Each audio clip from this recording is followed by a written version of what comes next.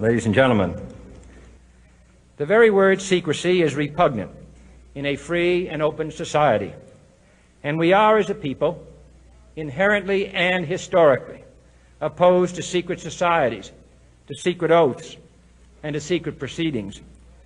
We decided long ago that the dangers of excessive and unwarranted concealment of pertinent facts far outweighed the dangers which are cited to justify it. Even today, there is little value in opposing the threat of a closed society by imitating its arbitrary restrictions.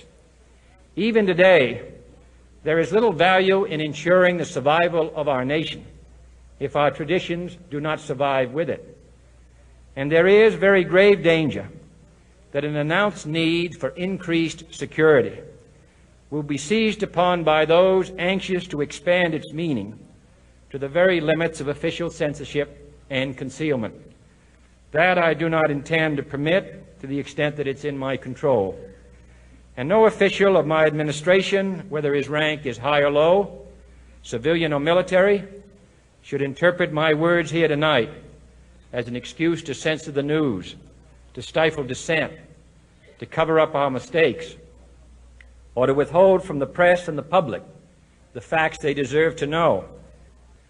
For we are opposed around the world by a monolithic and ruthless conspiracy that relies primarily on covert means for expanding its sphere of influence, on infiltration instead of invasion, on subversion instead of elections, on intimidation instead of free choice, on guerrillas by night instead of armies by day.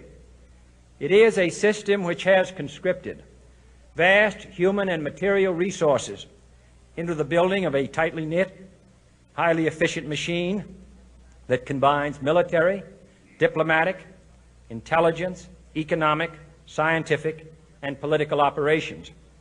Its preparations are concealed, not published. Its mistakes are buried, not headlined. Its dissenters are silenced, not praised. No expenditure is questioned, no rumor is printed, no secret is revealed. No president should fear public scrutiny of his program, for from that scrutiny comes understanding, and from that understanding comes support or opposition, and both are necessary.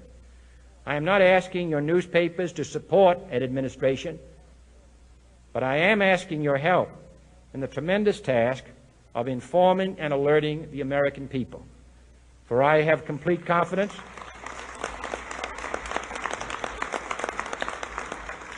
in the response and dedication of our citizens whenever they are fully informed.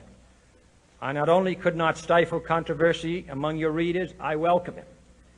This administration intends to be candid about its errors. For as a wise man once said, an error doesn't become a mistake until you refuse to correct it. We intend to accept full responsibility for our errors, and we expect you to point them out when we miss them. Without debate, without criticism, no administration and no country can succeed, and no republic can survive. That is why the Athenian lawmaker Solon decreed it a crime for any citizen to shrink from controversy. And that is why our press was protected by the First Amendment, the only business in America specifically protected by the Constitution, not primarily to amuse and entertain, not to emphasize the trivial and the sentimental, not to simply give the public what it wants, but to inform, to arouse, to reflect, to state our dangers and our opportunities, to indicate our crises and our choices, to lead, mold, educate, and sometimes even anger public opinion. This means greater coverage and analysis of international news, for it is no longer far away and foreign, but close at hand and local. It means greater attention to improved understanding of the news, as well as improved transmission. And it means, finally, that government at all levels must meet its obligation to provide you with the fullest possible information outside the narrowest limits of national security. And so it is to the printing press, to the recorder of man's deeds, the keeper of his conscience, the courier of his news, that we look for strength and assistance, confident that with your help, man will be what he was born to be, free and independent.